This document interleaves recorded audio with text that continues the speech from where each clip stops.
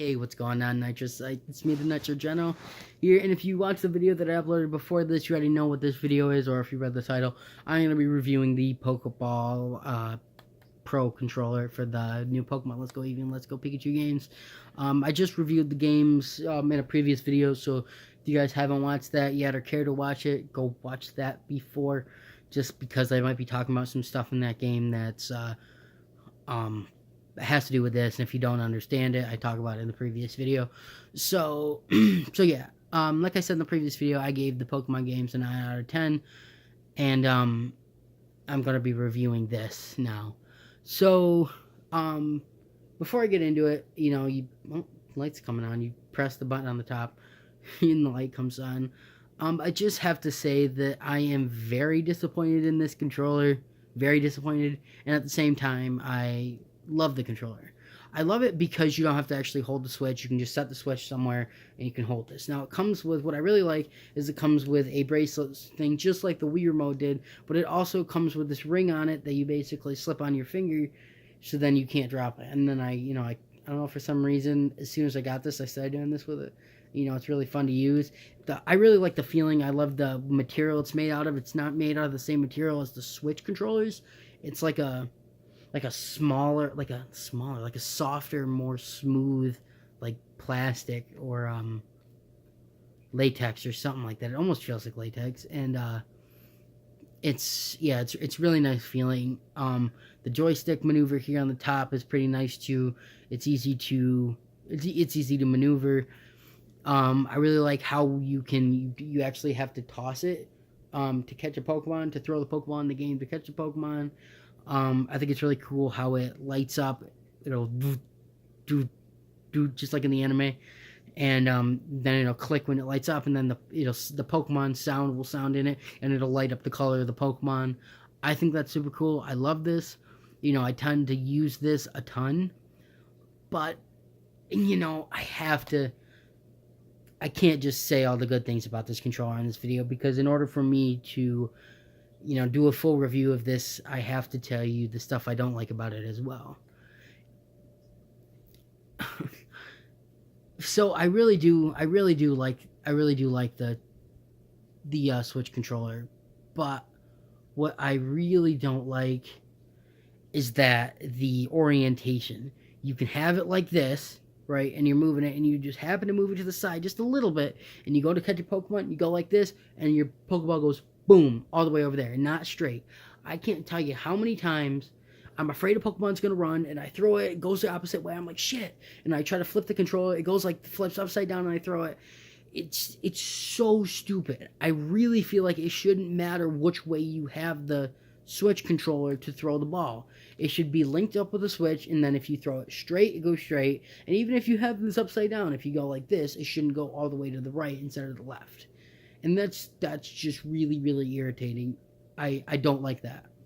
I don't like how even the tiniest twitch, even the joystick, your character will go down instead of up, and you're like, what the hell? And you can't figure it out. And I just don't like that. I really, really don't. Like, that's my biggest pet peeve, is that the connect part of the Switch and the Pokeball is so screwed up that you have to have it in the perfect position for it to work, really at all. And it doesn't have a volume down either. So if you want to play it if you want to use this in the car, or if you want to use this when you're with family or something, and it is super loud, and there's no volume control on it, so you can't turn the volume off. I feel like there should be a button that you can turn the volume off, so you can still use this and not have it make sound every second. So basically you got to press the joystick in for A, which is okay. You press this top button here for B, and then you shake it for Y. And half the time it doesn't work when you shake it. You really have to go, for it to actually work as Y. And then the B works too, and the A works. I feel like, this is really fun to use when you first get it, and then after a couple months of using it, I'm never going to touch it again. So I got this with a dual pack. I'm assuming this is going to be $50-$60, by itself. And I would highly recommend not spending that much money on this controller. It's just not worth it. If you were to get the dual pack for it, then yeah, it's worth it. $100 for the game and the controller, it's worth it. But spending, if this is going to be $60 or $50 or even $40 for that matter for the Switch when it comes out, I just don't feel like it's worth it. I just I don't know. Out of 10, I'm gonna give this a 5 out of 10. 5 because I really think it's really cool and a really cool way for you to be able to play on your TV without having to hold it, and you gotta hold it. And I love the LEDs. The LEDs are so cool in it and how it lights up and everything. And that might be a reason why I like it. But the whole reason, orientation wise, the whole not being able to turn the sound off. Yeah, I just feel like it's just a total letdown. I was so excited for this, and it just kind of let me down. And you can't really use this in public places. But yeah. So, and just the whole thing, if you find a Pokemon and you throw it, and it's even just off just a tiny bit, your Pokeball is going to go askew to the left or the right, and you keep you want to get the Pokemon before they disappear or they run away, and your Switch controller is just messing up. So half the time I just feel like I drop this, grab the Switch, and the Switch has better motion controls for it.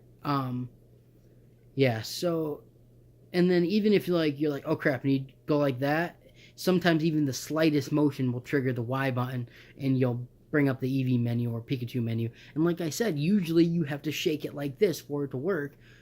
But every once in a while, when you don't want it to work and you do that or something, then it'll work. And that's, or I'm trying to twist this to try to get it back to the orientation while I'm trying to catch a Pokemon, and it wants to hit the Y button. So yeah, like I said, I'm going to give this a 5 out of 10. It really disappointed me. But, so yeah, I would not spend, a lot of money on this. Now, if it's maybe 15, 20, maybe 30, I'd say, yeah, it'd be worth it. But I don't know. If it's going to be more than $30, I would say probably not worth it. But so that's my review of the Pokeball Plus controller. I really hope you guys enjoyed. If you did, make sure to leave a like down below.